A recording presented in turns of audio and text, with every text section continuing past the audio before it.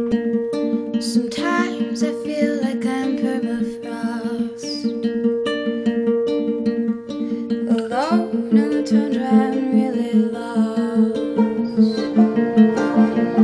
So I'd rather you make up your mind. I wanna less, but I need it more.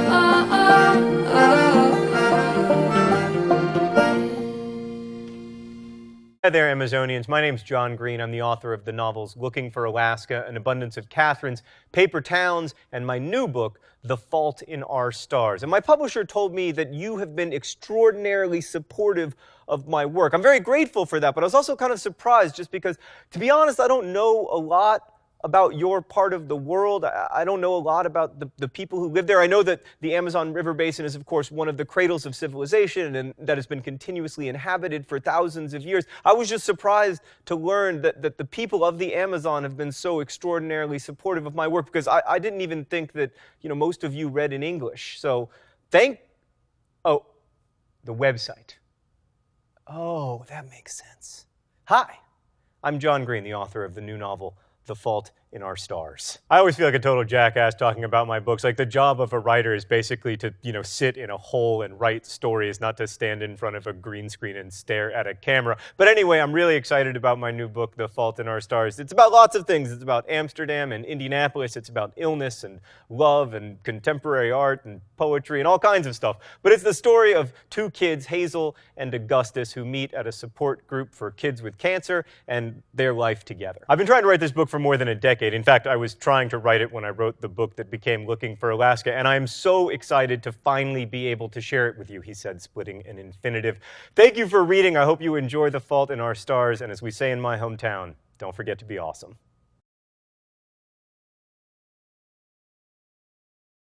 It's unfair. It's a big misunderstanding. I just gave that dumb statue a little tap and... Next thing I know, I'm under attack in the superintendent's office. And a mix-up with some papers lands me in the gifted and talented uncool school. Me, Donovan Curtis, king of the underachievers. In the uncool school. Unreal! How am I going to remain under the radar among all these brainiacs? How long before they uncover the truth and realize that I am just ungifted? Get ready for some uncontrolled laughter as Donovan Curtis learns the greatest lesson of his life with the help of a school full of geeks and a robot named Tin Man. Ungifted. Look for it at your Scholastic Book Fair.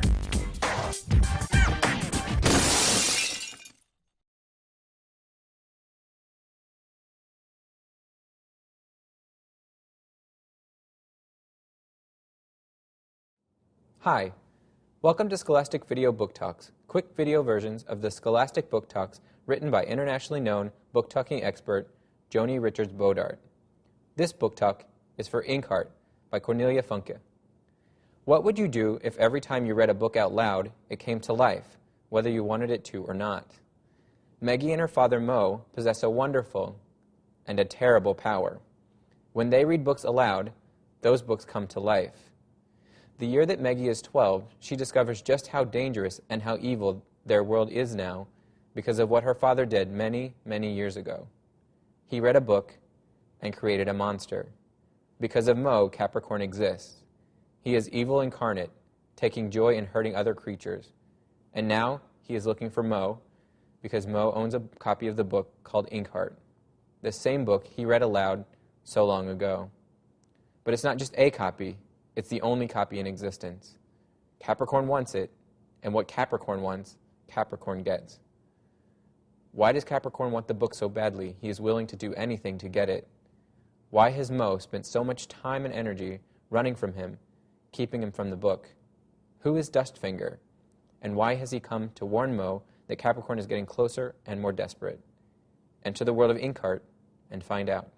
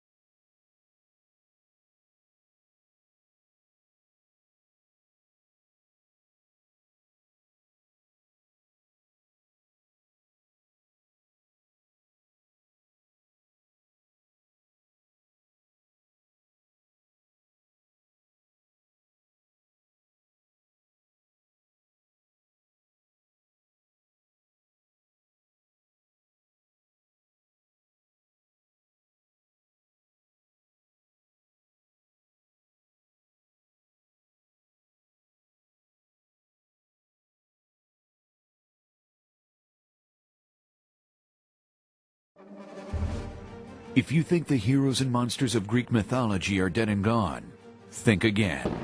Percy Jackson and the Olympians, half Greek god, half teenager, all adventure, are alive and well, at least for now. To survive, the young heroes must band together and rescue a goddess who has the answers that could save them all. What does the Oracle's warning mean? Where can the Olympians turn for help? And will Percy free his friends before it's too late? Author Rick Riordan delivers his third book in the award-winning Percy Jackson and the Olympian series. All is revealed in The Titan's Curse.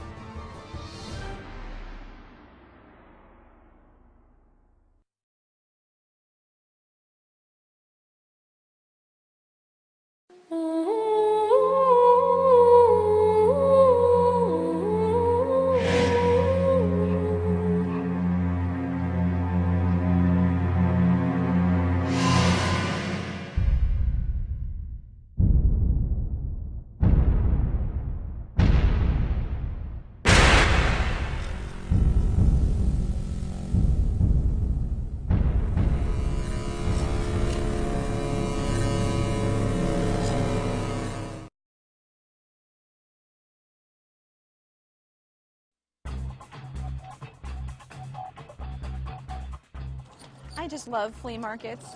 Hi, I'm Wendy Mass, the author of Jeremy Fink and the Meaning of Life, and today I'm at my favorite flea market out at Giant Stadium in New Jersey. And in my book, Jeremy Fink and his best friend Lizzie have to go to flea markets because they're on a quest. They're trying to find 4 keys to a very special box that they have. A box like this sends Jeremy on his quest. Before his dad died, he made him this box, and on it he engraved the words, "The Meaning of Life," for Jeremy Fink to open on his 13th birthday. The problem is, it takes 4 keys to open the box. There'd be a lock on each side and 4 specific keys to open each one, but the keys are missing. His best friend Lizzie comes up with a plan. Their first stop, a locksmith shop. And as you can see, a locksmith shop has plenty of different kinds of keys. However, none of them are the right keys to open any of the locks in Jeremy's box, so their quest continues. I decided to set Jeremy Fink and the Meaning of Life in New York City, because what better place to go on a search for the meaning of life than to a city that's teeming with life?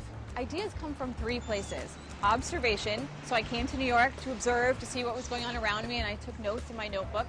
Experience, I got to share my experiences in the book, although I gave them to Jeremy. So for instance, I collect candy bar wrappers. It might be a strange hobby, but it's kind of fun and I get to eat a lot of candy, which I love. And Jeremy also loves candy. His collection is mutant candy. You know that kind of candy when you shake open the pack of Skittles, for instance, and 2 of them are stuck together and they look really weird, but they're really cool. And the third is imagination. And your imagination is what ties together your experiences and your observations.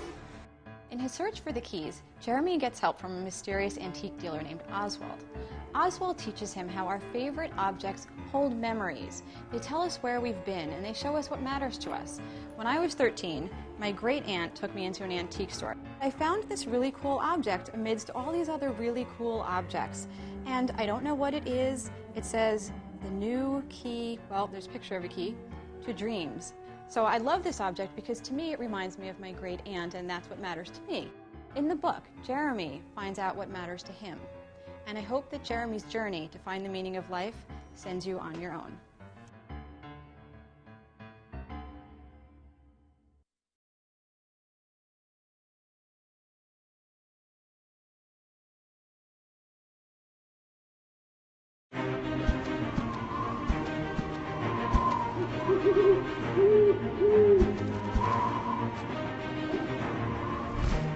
Every adventure needs a hero. Every journey needs a beginning. Now it's your turn to experience the most extraordinary story of all time. Harry Potter. It's waiting for you.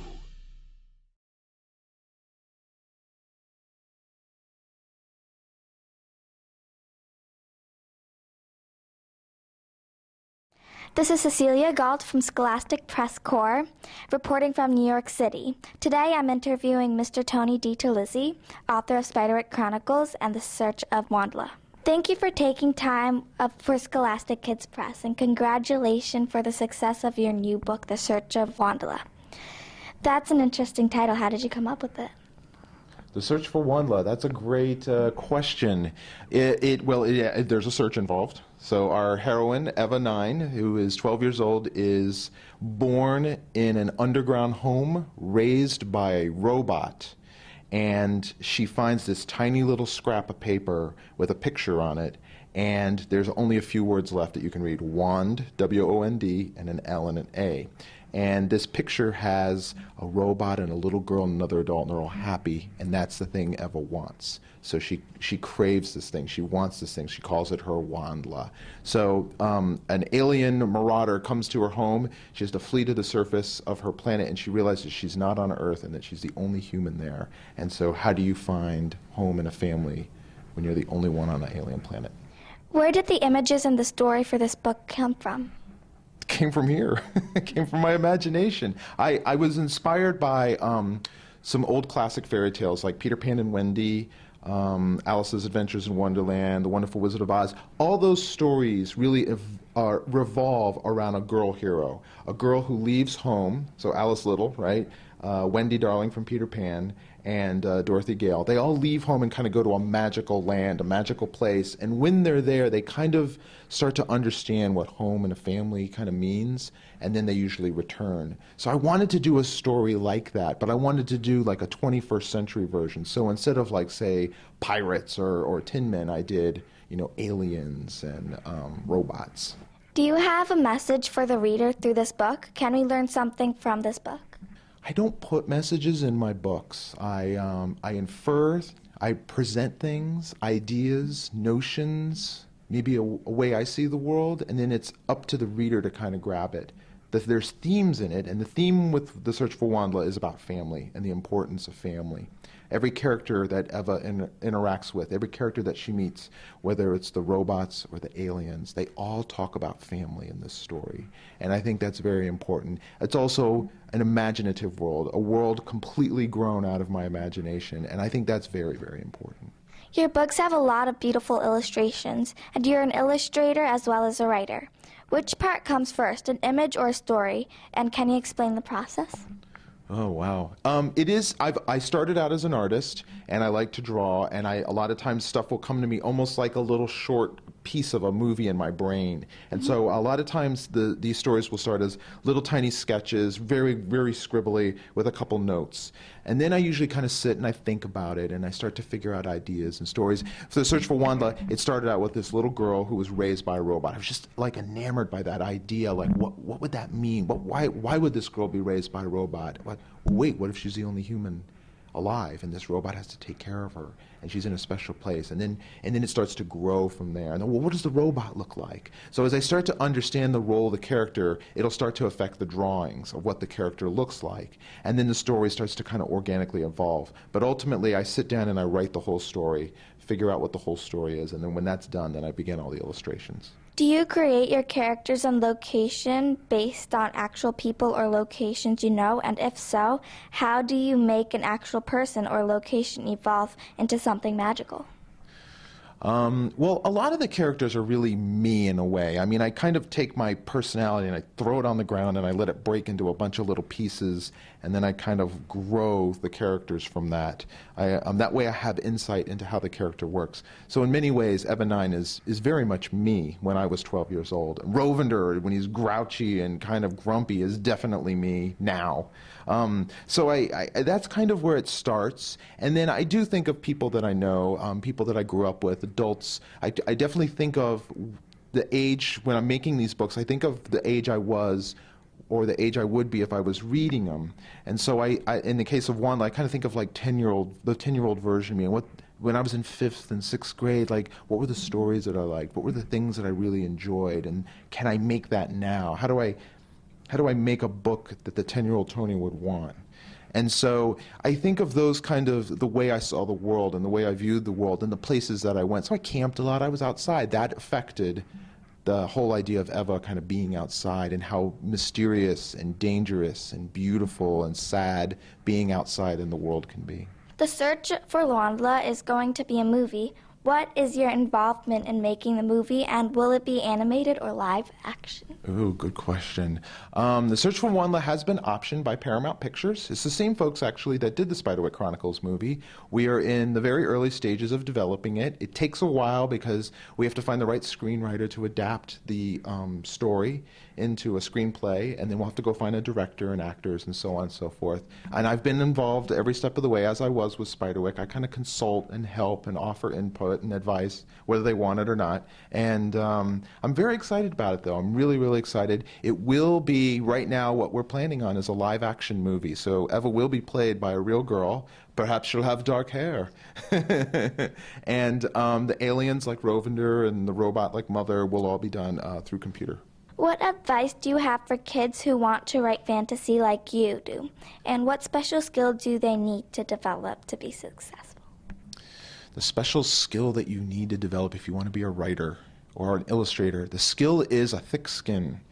I think writing and drawing and coming up with ideas is great, and you should do it as much as possible. But eventually and ultimately, you have to show it to someone else. And maybe they'll like it, and maybe they won't. And if they don't like it, that's okay, because it has to come from in here. It has to come from within, and you have to create the thing that you want to create. But if you want to make it so that it's your living, so you want to sell your books, sell your stories, well then, you're basing that on the idea that other people are going to like it. And so therefore you have to be able to accept criticism. And criticism can be, you know, your mom reading your story and going, I'd like more of this character. Or a friend reading your story and going, I didn't like this so much, or it was hard to understand. You have to be able to understand that. And then the other thing too, I think, is a lot of times parents maybe don't necessarily encourage kids to write and come up with fanciful stories or do drawings. I'm definitely the product of two parents who were very encouraging of me being a complete imaginologist, some kid who just loved to imagine and come up with crazy stories, and they said, if that's what you love to do, figure out how to make that your job and your living. So I did. Thank you. Thank you, Cecilia.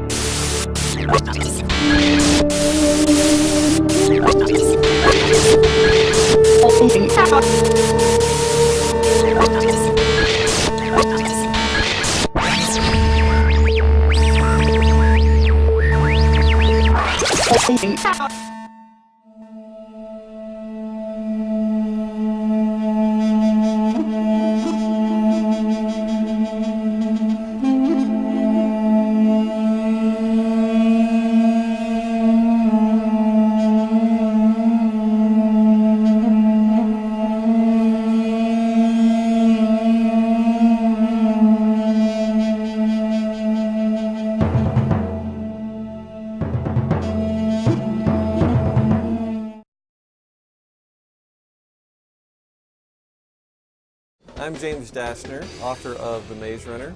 I'm excited for you to read my new book and join in the adventure of the Glade.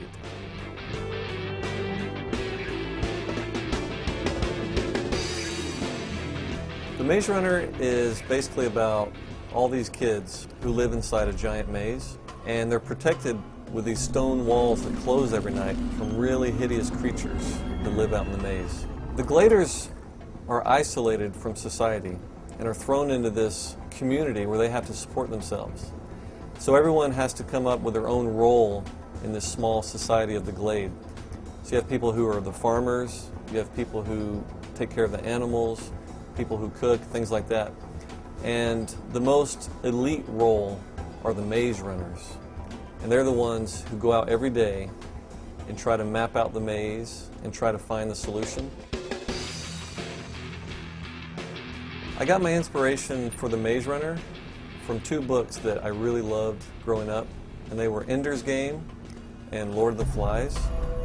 And one night, all these ideas just started coming to me, and I just started thinking about, what if all these boys lived inside this maze, and all kinds of terrible things were happening to them? That was kind of the first thought I had, and I actually went downstairs and started brainstorming, and for about 2 hours, I kind of mapped out the whole story. I've been really blown away by the buzz and response from The Maze Runner, even months before it came out. I had the chance to go visit with a bunch of teenagers who read advanced copies, and I just loved hearing them ask me all these questions about who is this and what is that and what's really going on, and they grilled me for hours trying to get me to tell them what happened in book 2. It's just been really thrilling to see that kids are loving the book. The Maze Runner is going to be a trilogy, and I've had the story arc of the series mapped out from the very beginning. No one will be able to predict where the other books go, and also the scope and the real story behind the maze is far bigger than anyone thinks.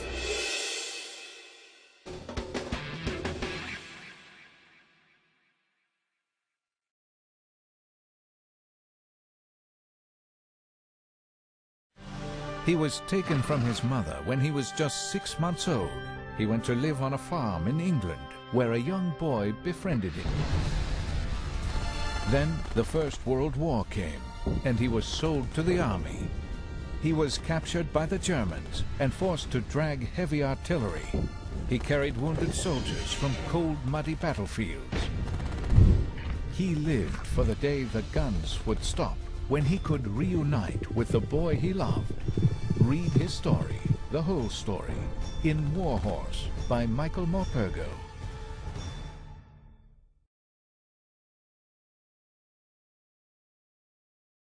Rules is about a girl named Catherine who has a brother named David, and David has autism. And I think Rules is really all about friendship. Catherine's learning how to be a friend and what good friends are. Some parts of Rules are based on real things. The details of Rules are often very real. The things that David, the actions he does, dropping things in the fish tank, the use of Frog and Toad in the book, those came from real interactions with my own son with autism. But the story itself and the characters themselves are fictional.